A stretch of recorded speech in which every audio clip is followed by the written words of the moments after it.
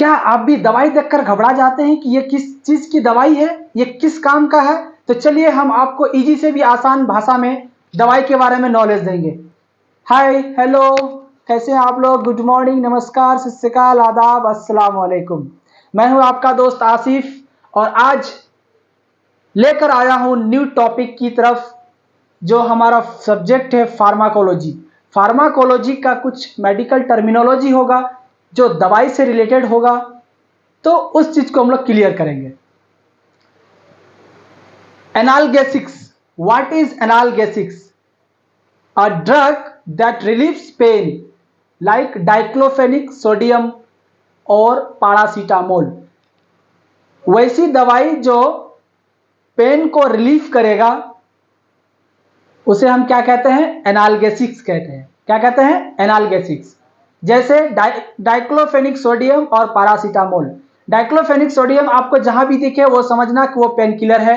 Paracetamol जो है वो एंटीपायरेटिक है, जो फीवर को भी रिड्यूस करता है और पेन को भी रिड्यूस करता है। Now anaesthetics. Anaesthetics means anaesthesia, an agent that reduces sensation affecting either the whole body or a particular area. Anesthetics drugs वैसा एजेंट है जो सेंसेशन को क्या करता है? रिड्यूस करता है।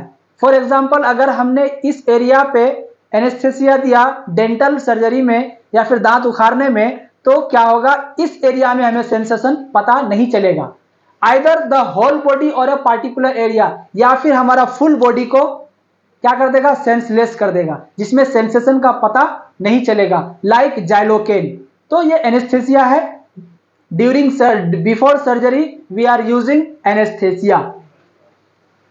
एंटासिड्स। एंटासिड्स मीन्स क्या है? A drug that neutralise the HCl acid secreted in digestive juices of stomach.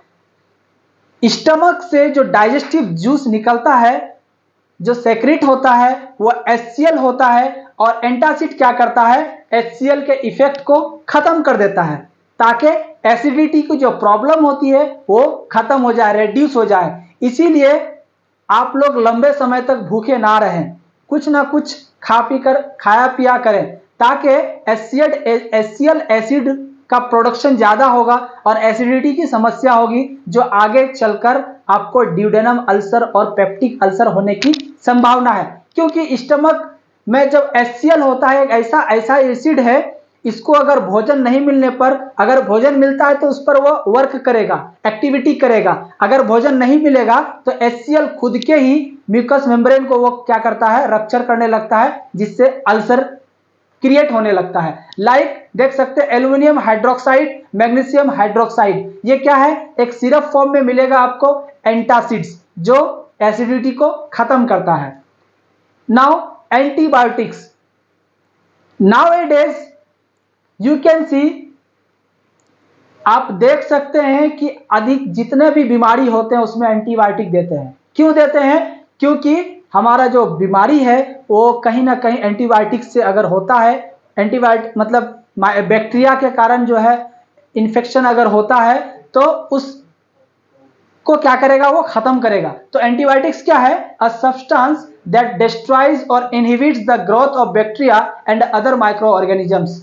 Antibiotics जब हम देते हैं तो बैक्टीरिया को वो डिस्ट्रॉय कर देता है, मीन्स नष्ट नाबूद कर देता है, बर्बाद कर देता है, या फिर उसके जो ग्रोथ है, जो मल्टीप्लीकेशन जो वो करता है, उसको क्या करता है? इनहिबिट करता है, रोकता है।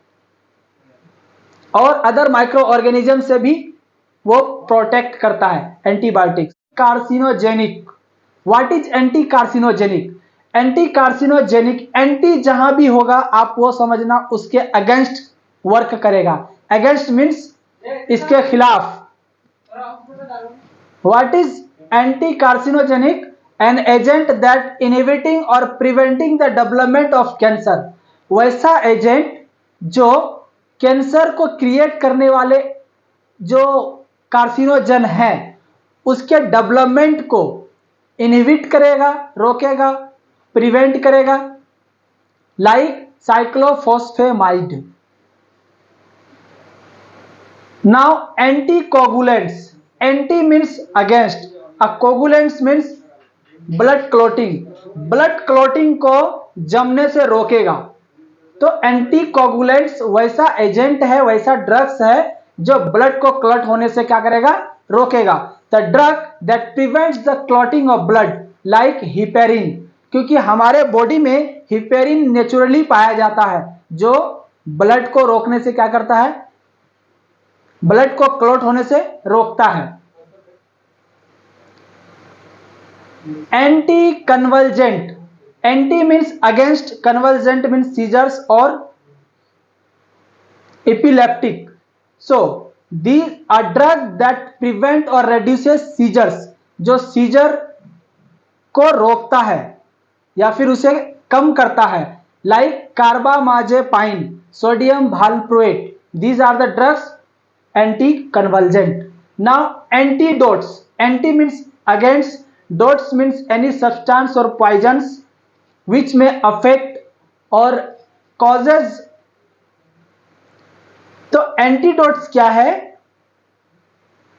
A drug that contracts the effects of a poison और overdose by another drug like डायमरकैप्रोल।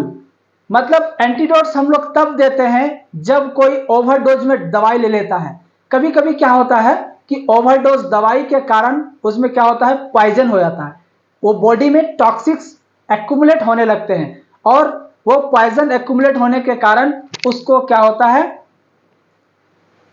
Body में बहुत प्रॉब्लम होने लगेगी। इसके कारण क्या होगा, हार्ट का जो सेल्स है वो किल हो सकता है और पेशेंट डाई भी हो सकता है। तो इसको इंट्रैक्ट करने के लिए, पॉइजन को खत्म करने के लिए, ओवरडोज को खत्म करने के लिए एंटीडोट्स देते हैं।